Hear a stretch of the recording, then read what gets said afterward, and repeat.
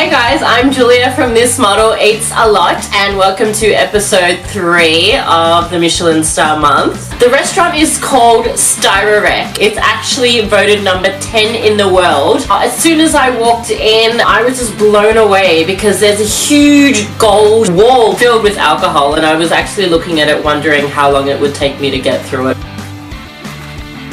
Now, restaurant Steirereck focuses on Viennese cuisine. It's very difficult to isolate Viennese cuisine to just one style of preparation, of cooking, or even a dish because there's such a huge melting pot of cultures.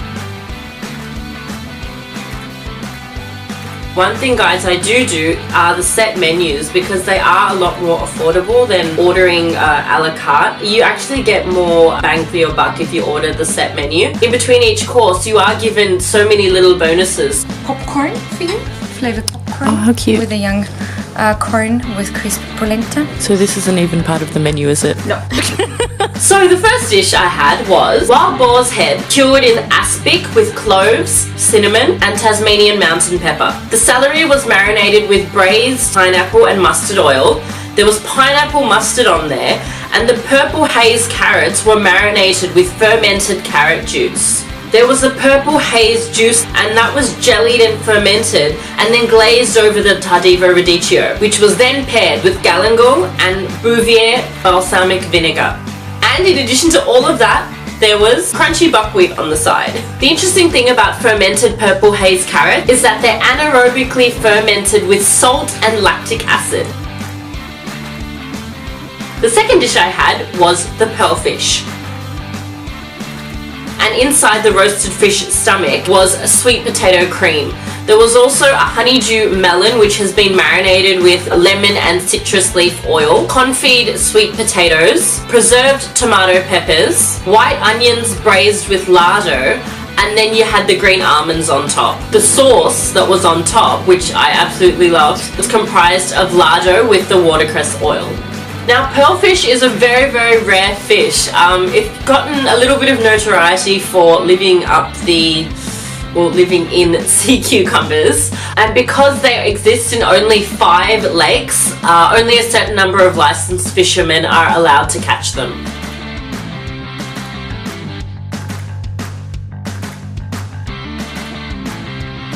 The next dish I had was wild duck with red cabbage, UHUDLA grapes and Cape gooseberries. There were CHERVIL roots which had been confit and baked in duck fat, and the Cape gooseberries had been preserved in versus. Now the thing about wild duck is that there's a lot less fat compared to domestic duck, and the meat is a little bit gamier in flavour. Another thing is UHUDLA grapes are actually known to have a very intense flavour and they are known to smell like strawberries. So I didn't actually feel that when I was eating the dish because it was all just so much sweetness, but I did feel that they didn't really taste like traditional grapes.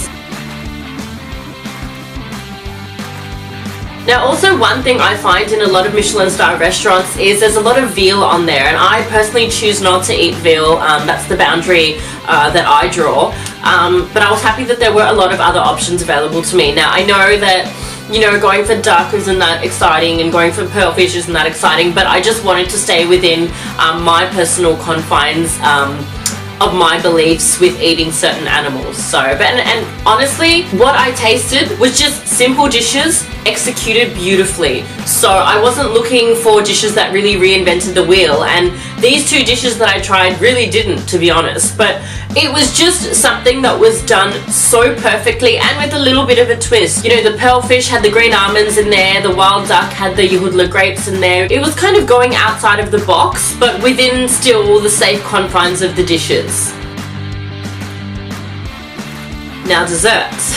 I think this is something that they did so amazingly. They were probably top 5 desserts that I've ever tried in my life. So, the first one I had was nasturtium blossom with tiger nut, elderflower and oxalis. The nasturtium blossom was in the form of a sorbet, which was, oh my god, so sour and so cold. It almost made me pass out, and I don't even have sensitive teeth. But this was contrasted really well with the warm tiger nut cake, because every time I felt like I was just going to pass out from the sourness and the coldness of the sorbet, the cake kind of yanked my palate back in the other direction, and it was just amazing. On top they had iced and dried gooseberries, and also the white pieces which you can see are elderflower meringue. The flower that you can see on top, that's the nasturtium blossom. Also added to it was a lot of lemon verbena. The oxalis is actually a sour leaf plant. So when I tasted it, I was tasting the leaves, and it actually was like eating a flower, but just like a very sweet, warm sorbet flower. Then at the end, when I thought I couldn't eat any more, they bring out a huge dessert trolley. They pull out a drawer, and inside there's a honeycomb. It's closed with the wax, and if you can touch it, yeah, it's not sticky at all. The honey is inside. And I'm shown 6 different jars and given a choice of which jar I would like to eat from. Or I could take a spoon of honey directly from the honeycomb, and that's what I did because the theatre of it was just amazing. After that, I had 6 separate desserts. A little bit like gingerbread, but more intense with kiwi.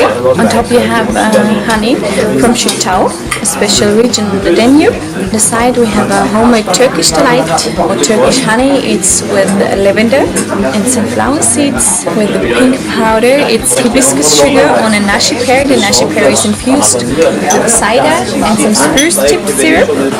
These are bussels, small cakes with fermented blossom pollen. And on the side in the small glass, it's some crispy rice with white chocolate and citrus. Homemade marshmallows with daily aubergine.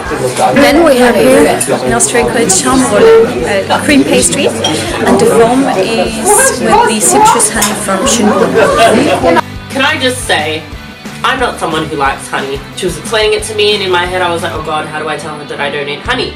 This converted me. It was just... You know why? Because everything was perfectly balanced. There was a nutty element for every honey element. So it wasn't like an overwhelming feeling of sweetness. Our impressions of food that we don't like are caused by something we've had in our childhood. And that impression stays with us into adulthood. Often with time, flavors do become a lot more refined. One thing that I love about doing this show is I'm constantly challenging my own versions of what I like and what I don't like. This has been an incredible experience for me in reworking my own palette.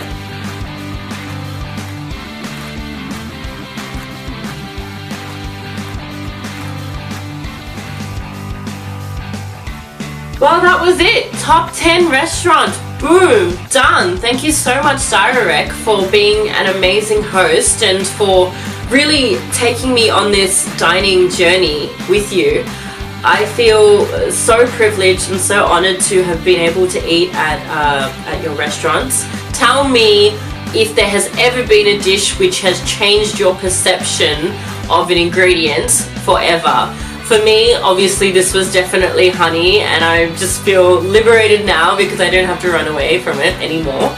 Anyways guys, if you like the series, don't forget to subscribe, have a great week, and don't forget to eat a lot.